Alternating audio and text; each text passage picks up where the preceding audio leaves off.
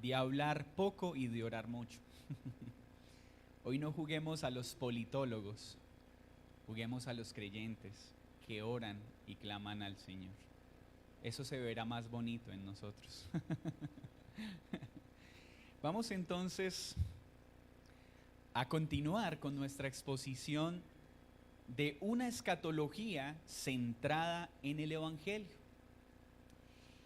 Y vamos a introducirnos en el final de este primer estudio para analizar el castigo eterno, que es un tema que debemos entender. Cuando hablamos del estado eterno, debemos ubicarnos en dos escenarios.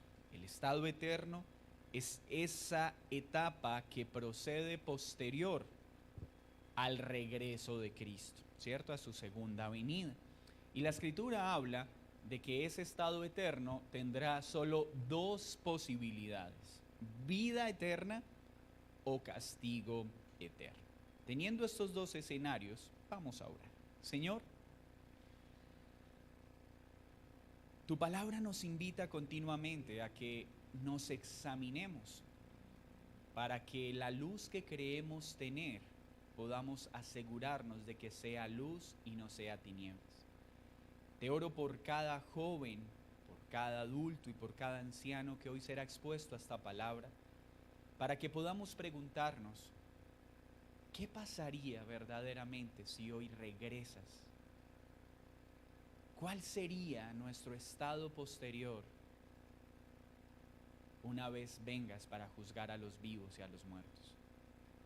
Que hoy, sin importar cuántos años llevemos siendo expuestos a tu palabra, podamos evaluar si verdaderamente hemos creído o no.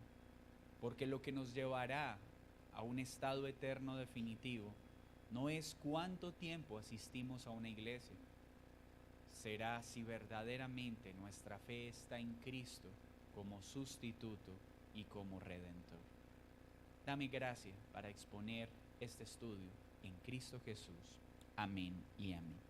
Así que quiero pedirles que iniciemos, no bajo la idea, a menos que tenga razones para estar convencido de ello, de mi estado eterno será vida eterna.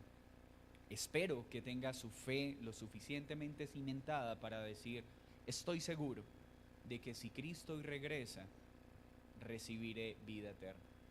Pero también le animo a que pueda preguntarse, Señor, ¿verdaderamente he creído?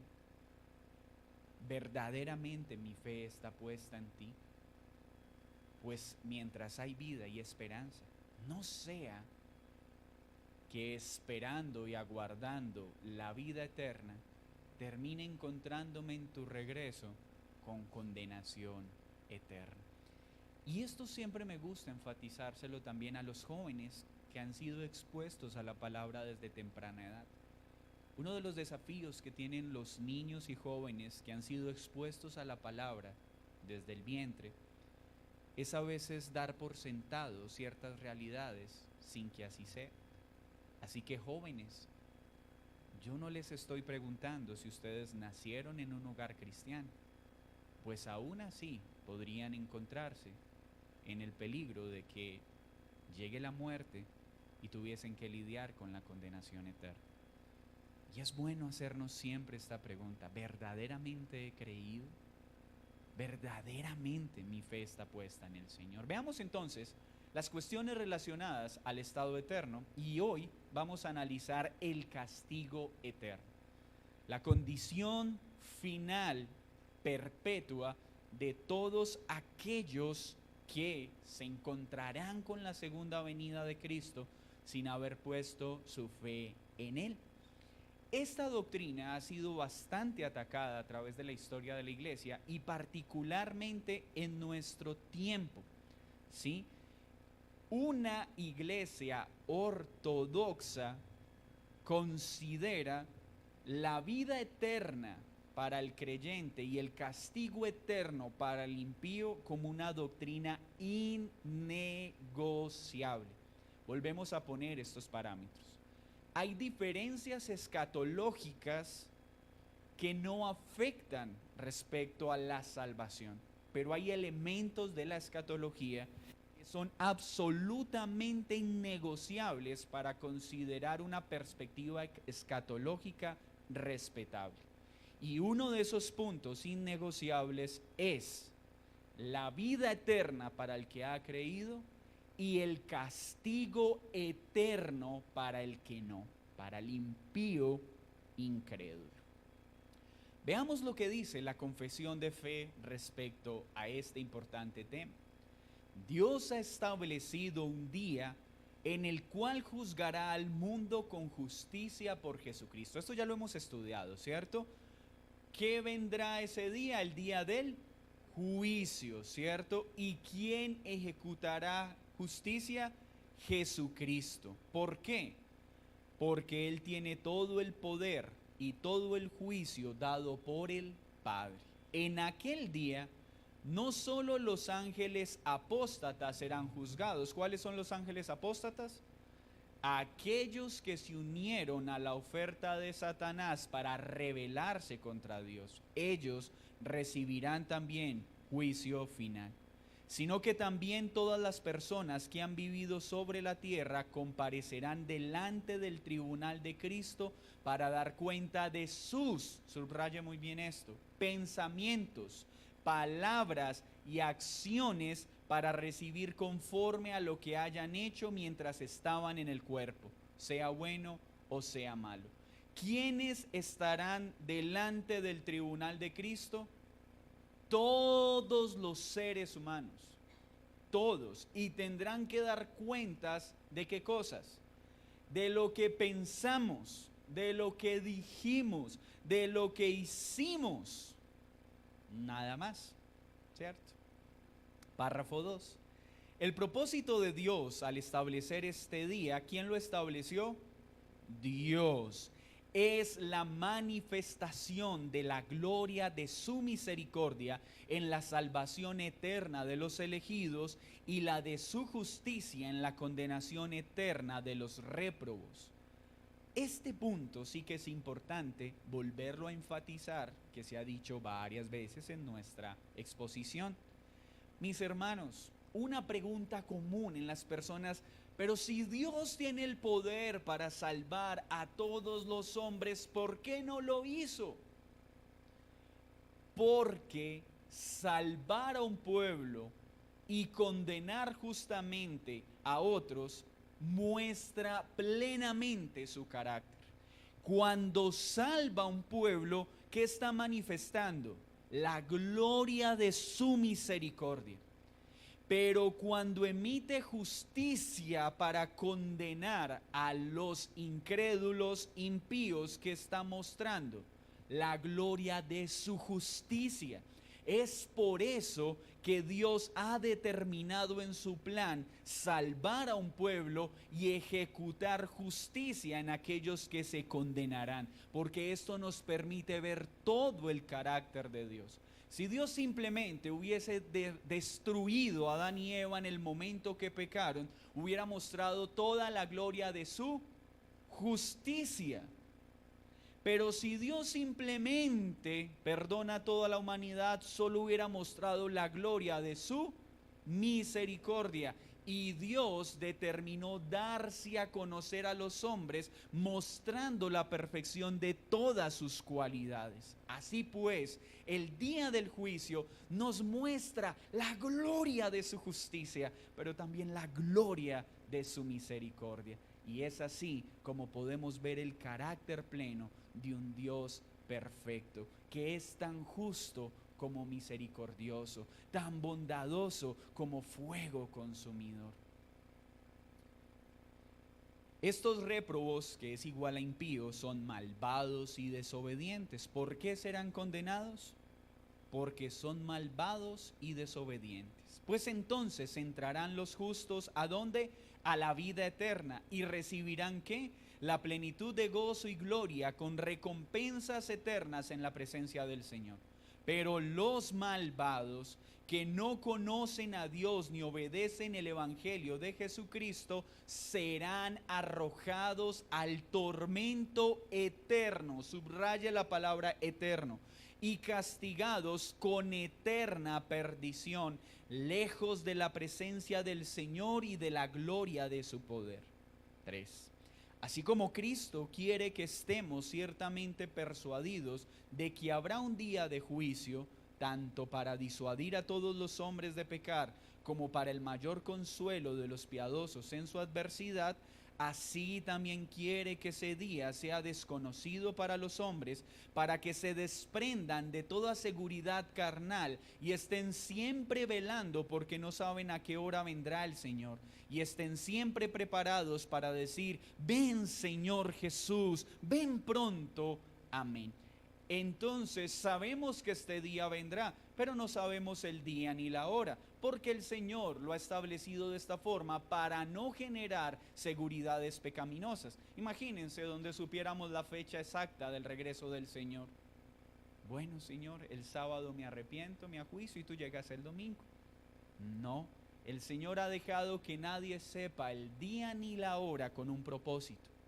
Estemos en completa dependencia y expectativa, aguardando su regreso, creyendo que llegará hoy, pero programando nuestra vida como si tardara muchos años en llegar.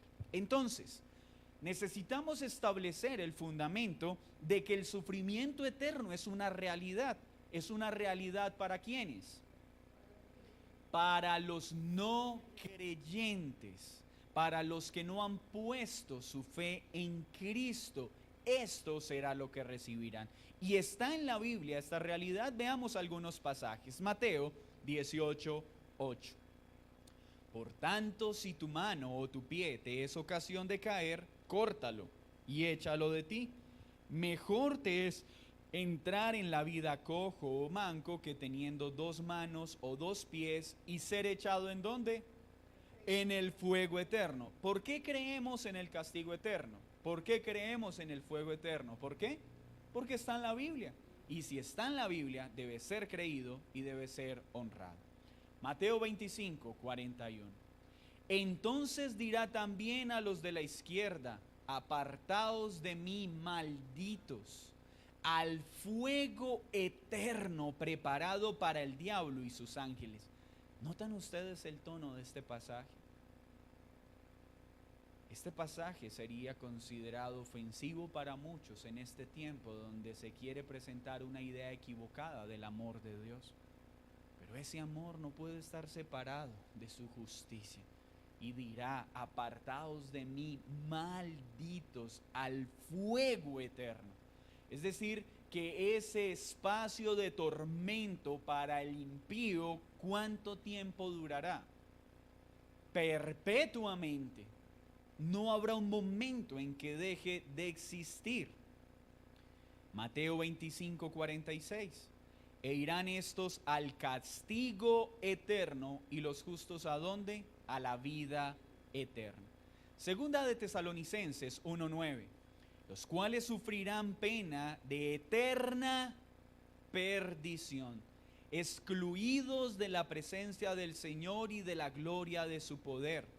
Hebreos 6:2 dice: de la doctrina del bautismo, de la imposición de manos, de la resurrección de los muertos y del juicio eterno. Apocalipsis 14:10-11 también nos da otra evidencia. Él también beberá del vino de la ira de Dios, que ha sido vaciado puro en el cáliz de su ira, y será atormentado con fuego y azufre delante de los santos ángeles y del Cordero.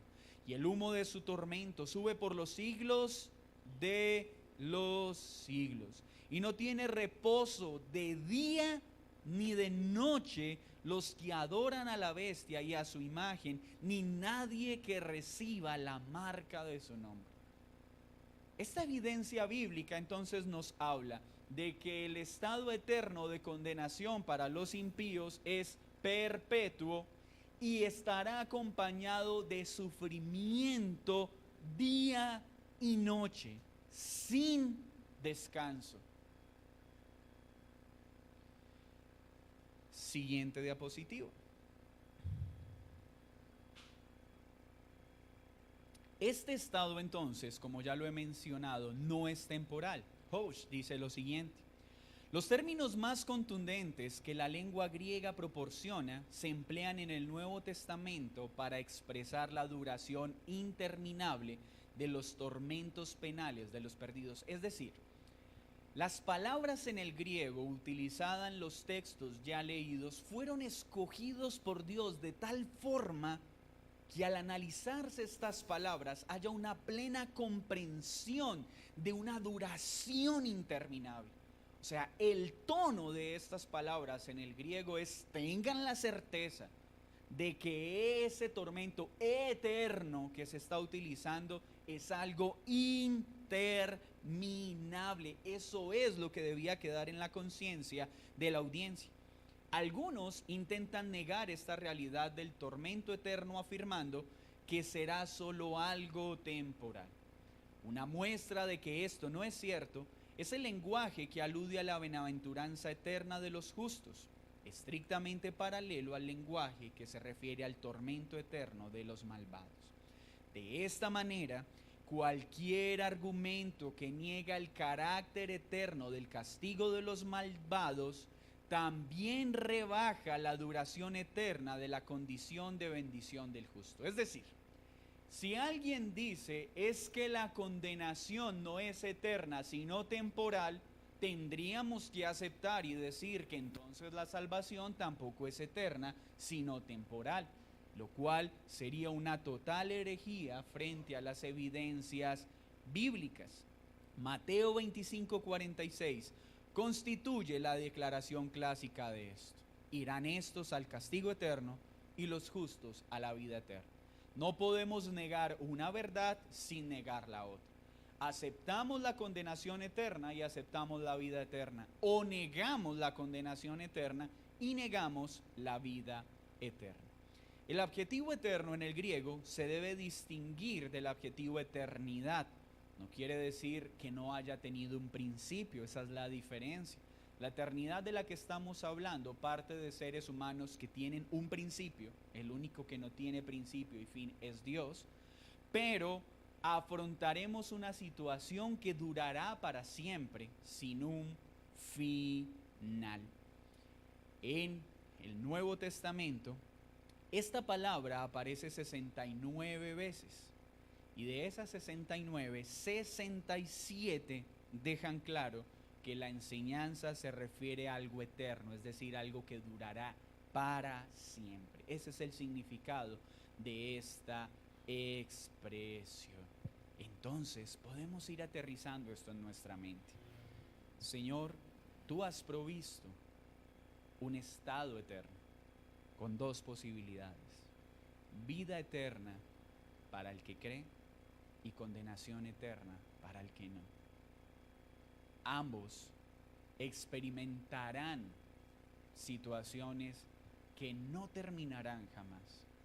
El que ha creído, bendiciones y el poder de Dios por toda la eternidad, pero el incrédulo afrontará sufrimiento y tormento cada segundo, cada minuto, cada hora, cada día, cada noche, por el resto de la eternidad.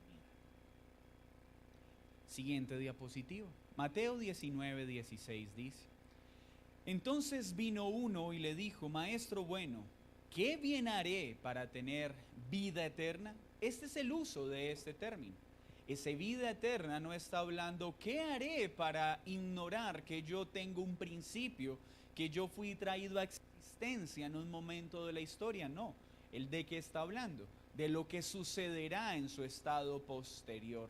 Todos los seres humanos fuimos traídos a existencia en un momento de la creación. Hubo un momento en que no existíamos, mas Dios siempre ha existido porque Él es eterno. Él no tiene principio ni tiene fin.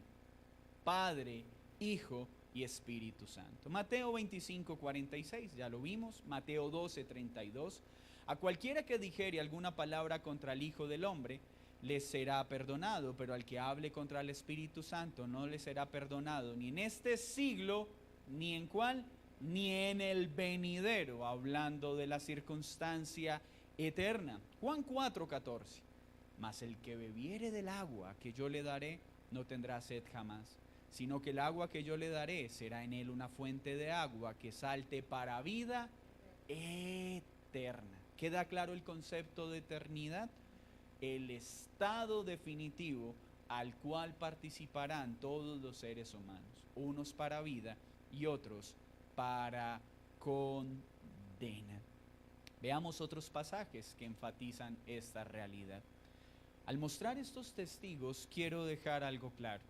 Esta doctrina debe ser defendida porque la Escritura la presenta de manera explícita y contundente. Lucas 3:17. Su aventador está en su mano, y limpiará su era, y recogerá el trigo en su granero, y quemará la paja en fuego, que nunca se apagará. ¿Nota usted el énfasis que da la Escritura? Esto nos ubica en que este tormento será ¿qué? Continuo, ¿cierto? Es un fuego que nunca ¿qué? Se apaga. Hermanos, y en estas realidades no podemos disminuir ningún aspecto. Hemos visto que los que creen reciben cuerpos glorificados para disfrutar eternamente con el Padre. Pero aquellos impíos, incrédulos que no ponen su fe en Cristo, recibirán un cuerpo también para tormento. Un cuerpo que no será destruido, pero que experimentará todo dolor al que sea expuesto sin que se acabe. Y habrán dolores externos e internos, fuego que quema y el gusano que carcome por dentro, apuntando a dolores internos, no solo externos. Es decir, sensaciones físicas tormentosas, pero también dolores de angustia, frustración y sufrimiento eternamente sin poder ser librados de tal penosa condición. El infierno es terrible. Marcos 9:43. Si tu mano te fuere ocasión de caer, córtala. Mejor te es entrar en la vida manco que teniendo dos manos e ir al infierno, al fuego que no puede ser apagado. ¿Este fuego qué? No puede ser apagado. Lucas nos dice que nunca se apagará, pero Marcos nos enseña que no puede apagarse. Y esto es claro. Marcos 9:48. Donde el gusano de ellos no muere y el fuego nunca se apaga. Recuerden que cuando estudiamos Marcos, esto apunta a eso, al sufrimiento en su totalidad, externo e interno. Mateo 3:12. Su aventador está en su mano y limpiará su era y recogerá su trigo en el granero y quemará la paja en el fuego que nunca se apagará. ¿Estos son qué? Evidencias bíblicas de esta realidad. En la Biblia se utilizan varias expresiones que comunican de muchas formas y de manera diferente la desesperanza y los interminables tormentos del infierno. Mateo 13, 41 al 42. Siguiente allá. Enviará el Hijo del Hombre a sus ángeles y recogerán de su reino a todos los que sirven de tropiezo y a los que hacen iniquidad y los echarán ¿en dónde? En el horno de fuego. Allí será ¿qué? El lloro y el crujir de dientes. No podemos restarle, disminuir o querer opacar estas crudas realidades que están en la Escritura y necesitan ser predicadas. Estos textos pocos son escogidos en este tiempo, pero nosotros debemos enseñarlos porque están en la Escritura. El infierno, la condenación eterna, estará acompañada de lloro y crujir perpetuos. Mateo 25:30. Y al siervo inútil echadle en las tinieblas de afuera, allí será el lloro y el crujir de dientes. Estas expresiones, hermanos, son una advertencia solemne para evitar por todos los medios que los hombres lleguen a dicho juicio. Que nosotros seamos expuestos a esta verdad es una muestra de la misericordia de Dios. Es un llamado a que haya un arrepentimiento genuino, a que nos apartemos de nuestra maldad y coloquemos nuestra fe en Cristo. Mis hermanos, estoy escuchando como un zumbido, no sé si ustedes lo perciben o es que el tema ya me está afectando el equilibrio.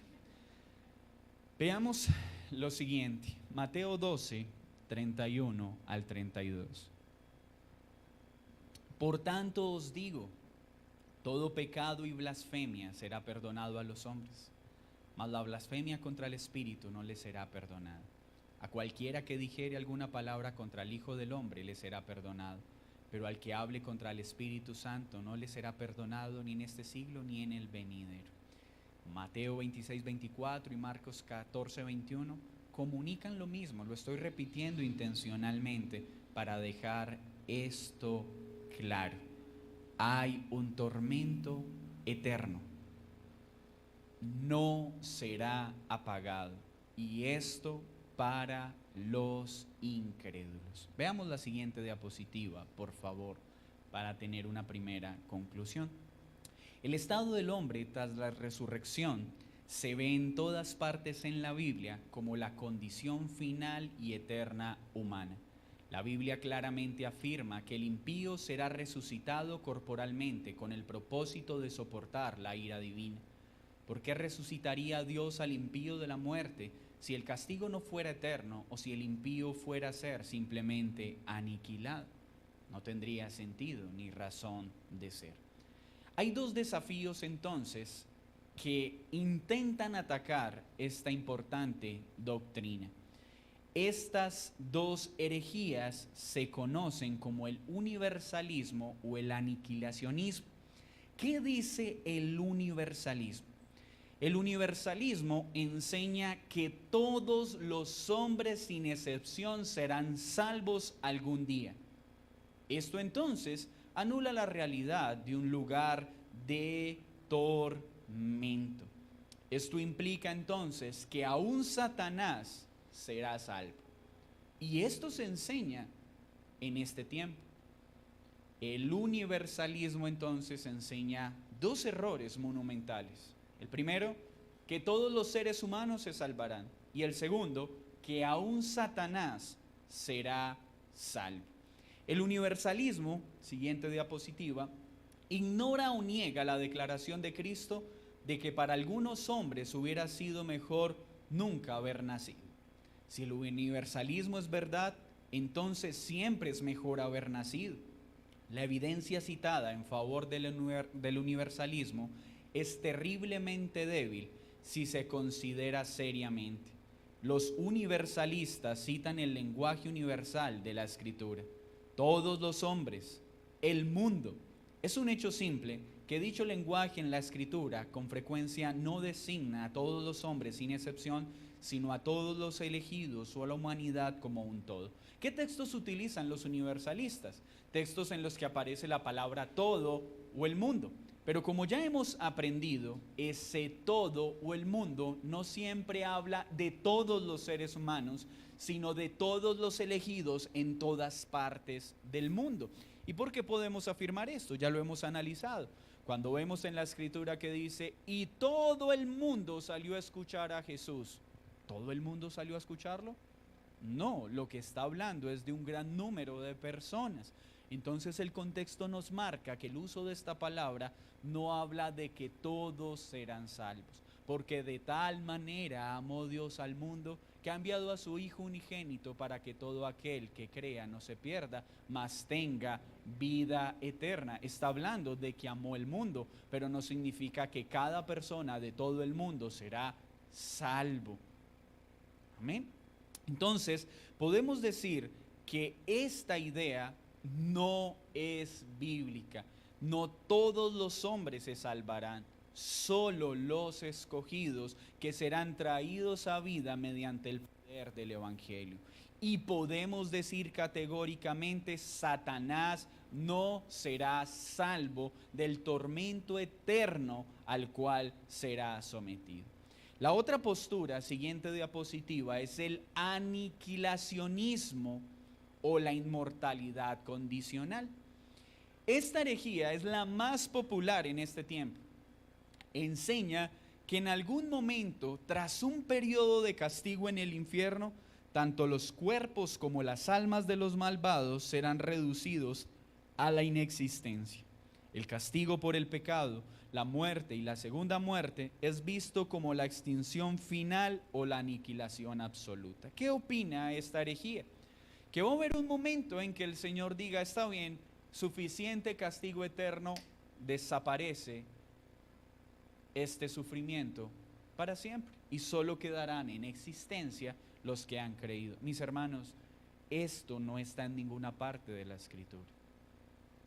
Y tenemos que ser muy cuidadosos de ello porque es asumir ideas que no son bíblicas. Acá ya tenemos entonces 3 mentiras para enfrentar: el universalismo, el aniquilacionismo, pero hay otra postura muy conocida en nuestro tiempo, ¿cierto? Es que el cielo y el infierno no existen. Es la vida que cada uno lleva en este mundo y unos harán de esta vida un cielo o de esta vida un infierno. Eso suena muy romántico, pero no es verdad. El infierno y el cielo no son 2 experiencias que se darán en esta parte de la eternidad.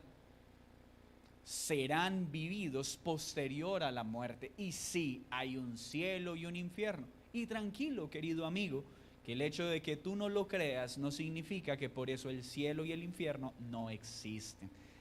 Son una realidad. Y a menos que te arrepientas, tendrás que lidiar un día con la condenación eterna. El aniquilacionismo necesariamente compara el lenguaje bíblico de la destrucción con la idea filosófica de la aniquilación. Sin embargo, la destrucción en la Biblia en ningún caso significa reducir algo a la inexistencia total, más bien significa arruinar. El aniquilacionismo pervierte la enseñanza bíblica con respecto a la pena por el pecado. Cuando Jesús asumió vicaria y sustitutivamente la responsabilidad por nuestros pecados, Él no fue aniquilado o extinguido, fue castigado con sufrimiento y tormento, tanto de cuerpo como de alma. Jesús no fue aniquilado. Cualquier doctrina del amor de Dios, y ojo con esto, porque el aniquilacionismo y el universalismo surgen del desbalance que se hace acerca del amor de Dios en este tiempo. Esa es la fuente de estas 2 herejías. Es que si Dios es amor y es omnipotente, Él tiene que salvar a todos los hombres. No lo dice la Biblia. Él es amor, Él es omnipotente, pero Él también es justo, es ira y es fuego consumidor. Pero es que Dios es amoroso y Él no va a permitir que almas sean atormentadas por la eternidad. Dios es amor, pero es justicia. Y eso nos permite entender la grandeza de la muerte de Cristo en la cruz. Por eso vino Cristo, para librarnos del más horrendo tormento y sufrimiento. La solución de este doloroso pensamiento de la condenación eterna no debe solucionarse tratando de aniquilarlo o desapareciendo el infierno en un momento. Esto lo que nos debe llevar es a entender la urgencia de ir a Cristo para ser librados de tan horrendo dolor y tener en la más alta estima lo que Cristo hizo. Pues esto nos permite entender la gravedad del pecado y la grandeza de su muerte. Hermanos, cuando entendemos la condenación eterna, entendemos cuán grave es el pecado.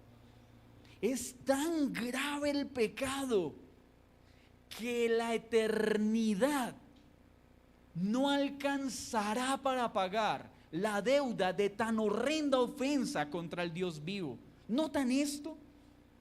Es tan grave pecar contra Dios que el Dios justo ejecutará justicia santa por toda la eternidad por causa de la falta. Por eso necesitamos un mediador perfecto. Y fuera de Cristo no hay posibilidad de ser librados de tan horrendo final.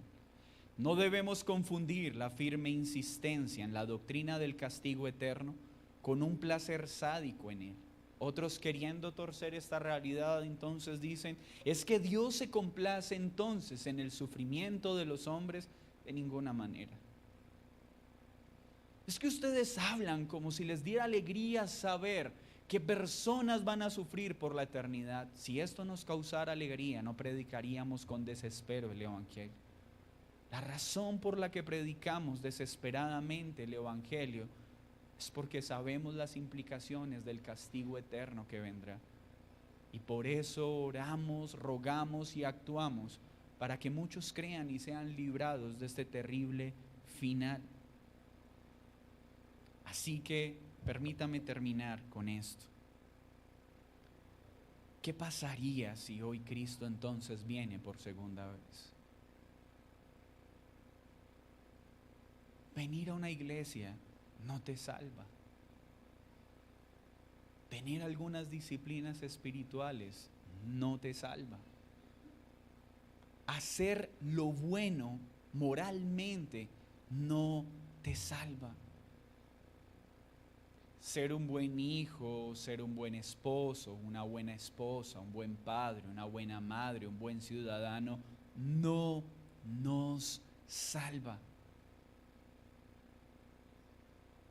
Es que soy solo un niño. Estás tan condenado como un adulto a menos que pongas tu fe en Cristo. Es que yo ya soy un pobre anciano que ni puedo moverme de la cama. Estás tan condenado como aquel que con toda su fuerza sale a pecar cada día. Lo único que puede salvar es que nuestra fe esté puesta en Jesucristo como Señor y Salvador, como Hijo de Dios, como el único que perdona pecados. Ninguno podrá decir, es que a mí nadie me advirtió esto. Todos nosotros quedamos inexcusables al aprender estas verdades. Por eso el llamamiento a todos es, coloca tu fe en Cristo. La vida eterna es una realidad, pero la condenación eterna también es una realidad. Y solo el que ha puesto su fe en Cristo será librado. Señor, muchas gracias por concedernos reflexionar sobre esta verdad. Muchas gracias por concedernos entender la grandeza de tu perdón. Pues al ver los terribles tormentos que nunca terminarán, con los que se tendrá que lidiar en el estado de condenación eterna, podemos entender con mayor facilidad cuán grande fue el perdón que tú otorgaste en la cruz y por qué tuvo que ser tan horrendo el castigo que recibiste sobre tus hombros para salvar un pueblo pecador. Gracias, Señor, por escogernos, por llamarnos a través del Evangelio para ser librados de tan horrendo final. Te ruego por todos los presentes para que haya una disposición de rendirnos a tus pies para vida eterna. En Cristo Jesús. Amén y amén. Amada iglesia, vamos a...